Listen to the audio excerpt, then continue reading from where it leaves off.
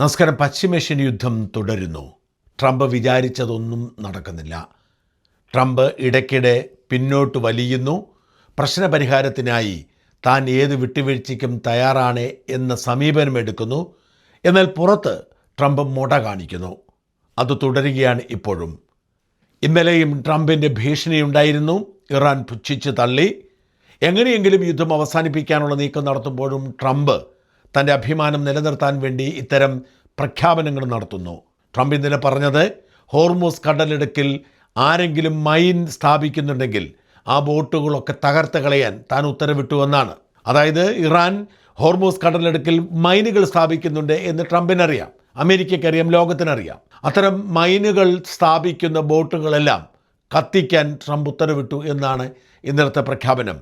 ഇറാൻ്റെ 159 കപ്പലുകൾ ഇതിനോടകം അമേരിക്ക മുക്കി എന്നും ട്രംപ് അവകാശപ്പെട്ടിട്ടുണ്ട്. ഇറാൻ പുച്ഛിച്ചു തള്ളുകയാണ്. ട്രംപിൻ്റെ അവകാശവാദങ്ങളൊക്കെ മനോരോഗിയായ ഒരു വൃദ്ധൻ്റെ ജൽപ്പനങ്ങൾ എന്ന നിലയിൽ മാത്രമേ തങ്ങൾ കാണുന്നുള്ളൂ എന്നാണ് ഇറാൻ്റെ അവകാശവാദം. ഇതിനിടയിൽ ഇസ്രയേലും ലെബനനും തമ്മിലുള്ള പ്രശ്നപരിഹാരം നീണ്ടുപോവുകയാണ്. ഒരു ലെബനീസ് മാധ്യമപ്രവർത്തകയെ ഇസ്രയേൽ സേന വധിച്ചത് വലിയ പ്രതിഷേധത്തിന് കാരണമായിട്ടുണ്ട്. എന്നാൽ വെടിനിർത്തൽ ചർച്ചയുമായി മുമ്പോട്ട് പോകും. അടുത്ത ഘട്ടം ചർച്ച വാഷിങ്ടണിൽ വെച്ചായിരിക്കും നടക്കുന്നത് എന്ന് ലെബനനും സ്ഥിരീകരിച്ചിരിക്കുന്നു. അതേസമയം എണ്ണ കയറ്റിപ്പോയ ഇറാൻ്റെ കപ്പലുകളെ ഇന്ത്യൻ മഹാസമുദ്രത്തിൽ നിന്നും അമേരിക്ക കസ്റ്റഡിയിലെടുത്തു എന്ന റിപ്പോർട്ട് ആശങ്ക പടർത്തുന്നുണ്ട്.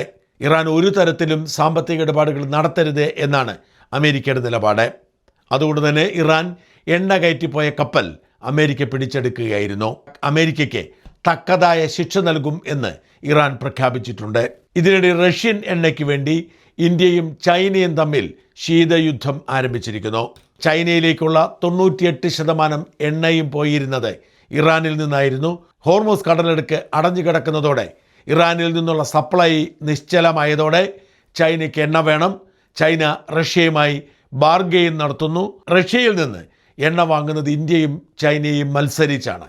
അമേരിക്ക തൽക്കാലം കണ്ടില്ലെന്ന് നടിക്കുന്നു. ഇന്ത്യക്ക് 30 ദിവസത്തെ മാത്രം എണ്ണ റിസർവേ ഉള്ളൂ. അതുകൊണ്ട് തന്നെ പരമാവധി എണ്ണ റഷ്യയിൽ നിന്നും ശേഖരിച്ച് സംഭരിക്കാനുള്ള നീക്കമാണ് ഇന്ത്യ ആരംഭിച്ചിരിക്കുന്നത്. ഹോർമൂസ് കടലിടുക്കിൻ്റെ നിയന്ത്രണം തങ്ങളുടെ കയ്യിലാണ് എന്ന് അമേരിക്ക അവകാശപ്പെടുന്നു. ഇറാൻ പുച്ഛിച്ചു തള്ളുന്നു. അതുകൊണ്ട് തന്നെ അമേരിക്ക ഇറാൻ കപ്പൽ പിടിച്ചെടുക്കുകയാണ്. കഴിഞ്ഞ ദിവസം ഹോർമൂസ് കടലിടുക്കിലൂടെ പോയ 3 കപ്പലുകൾ UAEയുടേതടക്കം ഇറാൻ പിടിച്ചെടുത്തിരുന്നു. ഇതിനിടയിൽ കലിപൂണ്ട ട്രംപ് ഇന്ത്യയുടെ മേൽ കുതിര കയറുന്നത് വാർത്തയായിട്ടുണ്ട്. ട്രംപിന് പ്രശ്നം പരിഹരിക്കാൻ കഴിയാത്ത ആശങ്കയുണ്ട്. അതുകൊണ്ട് ഇന്ത്യക്കെതിരെ അദ്ദേഹം ട്വീറ്റ് ചെയ്തിരിക്കുന്നു. ഇന്ത്യയും ചൈനയും നരകക്കുഴികളാണ് എന്നാണ് ട്രംപിൻ്റെ കണ്ടെത്തൽ. പ്രസവിക്കാൻ വേണ്ടി ഇന്ത്യക്കാരും ചൈനക്കാരും 9ാം മാസം ഇങ്ങോട്ടെത്തുകയാണ്. ഇവിടെ എത്തി അവർ പ്രസവിച്ചു കൂട്ടുന്നു. ആ കുട്ടികളുടെ അമേരിക്കൻ പൗരത്വത്തിൻ്റെ പേരിൽ ആ കുടുംബക്കാർ മുഴുവൻ ഇങ്ങോട്ട് വരുന്നു. ഇത് അവസാനിപ്പിച്ച മതിയാവൂ എന്ന് ട്രംപ് ട്വീറ്റ് ചെയ്തു. ട്രംപ് തൻ്റെ സോഷ്യൽ മീഡിയ പോസ്റ്റിലൂടെ ലോകത്തോട് പറഞ്ഞു. ഇന്ത്യക്ക് പ്രതിഷേധമുണ്ടായി. ട്രംപ് അതിൽ ഖേദിക്കുന്നു. ഇന്ത്യയുമായി മഹത്തായ ബന്ധമാണ് എന്ന് ട്രംപ് പറഞ്ഞെന്ന് ഇന്ത്യൻ എംബസി പറഞ്ഞിട്ടുണ്ട്. പക്ഷേ എപ്പോഴാണ് ട്രംപ് പറഞ്ഞതെന്ന് വ്യക്തതയൊന്നുമില്ല. യുദ്ധം തുടരുകയാണ്. അമേരിക്കയ്ക്ക് ഇറാനെ തോൽപ്പിക്കാൻ കഴിയുന്ന സാഹചര്യം നിലവിലില്ല എന്ന് വ്യക്തമാവുന്നു. അമേരിക്ക പതിയെ യുദ്ധത്തിൽ നിന്നും പിന്മാറുന്ന സാഹചര്യമാണ് രൂപപ്പെടുന്നത്. ഇറാൻ ആവട്ടെ ഒരു വിട്ടുവീഴ്ചയ്ക്കും ഒരുങ്ങാതെ അവരുടെ നിലപാടിൽ മുമ്പോട്ട് പോകുന്നു. പശ്ചിമേഷ്യൻ രാജ്യങ്ങൾ ആശങ്കയുടെ മുൾമുനയിലൂടെ മുമ്പോട്ട് പോയിക്കൊണ്ടിരിക്കുന്നു.